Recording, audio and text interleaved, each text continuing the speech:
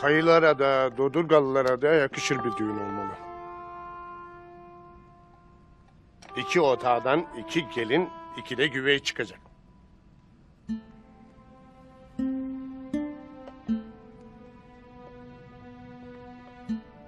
Yanı başımızda kışlayan tüm obaların beylerine davet gitmeli. Çifte düğün sevinci Oğuz'un tüm kollarını sarmalı.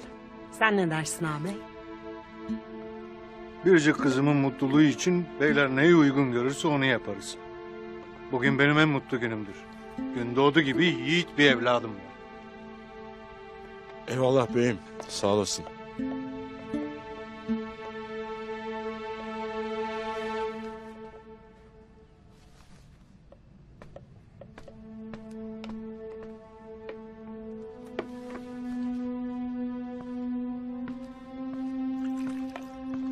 Halime Sultan.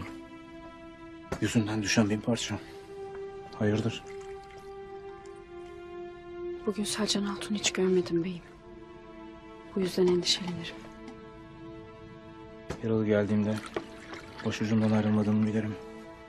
Lakin kendime geldikten sonra onu ben de göremedim. En son dün akşam yemekten önce gördüm. Sonra da görmedim. Benim canımı sıkan da bu beyim.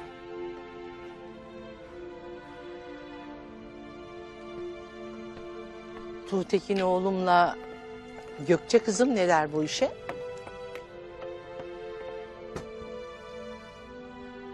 Beylerimiz nasıl uygun gördüyse başımız üstlendir Harman Hanım.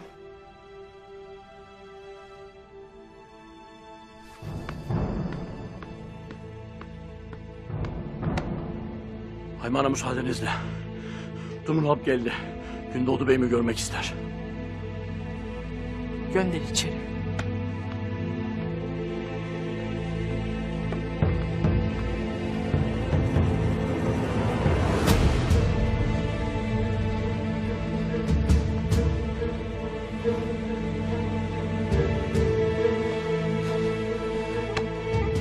Dumrul.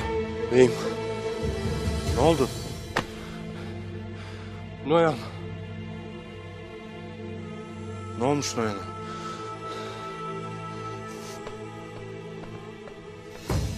Konuşsana be adam. Ne olmuş Noyan'a? Selcan Hatun'u kaçırdı beyim.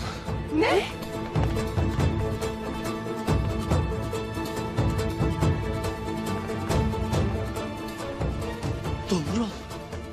Sen ne dersin oğlum? Obandan benim kızımı, beyin hatununu nasıl kaçırırlar? Anlat hele. Nasıl oldu bu iş? Efrasiyon'un arabasını takip ediyordum. Tangut beni yakaladı. Gözlerimi bağlayarak bir mağaraya götürdüler.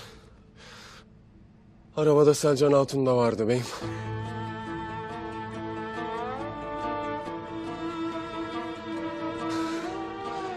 Noyan beni öldürmek yerine sana haber etmemi istedi beyim. Neyi? Ne haberi, konuşsana. O Noyan çıyanı ne istiyor kızımdan? Noyan haber etmemi istedi lakin sadece Gündoğdu Bey'ine söyle dedi Haymana.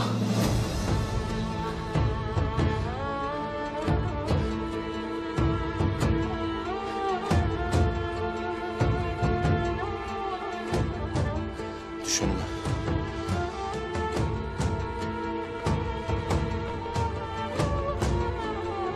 Ona. Gel ana.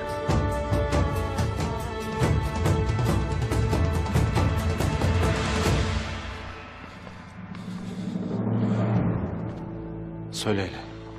Ne istermiş o Noyan iti?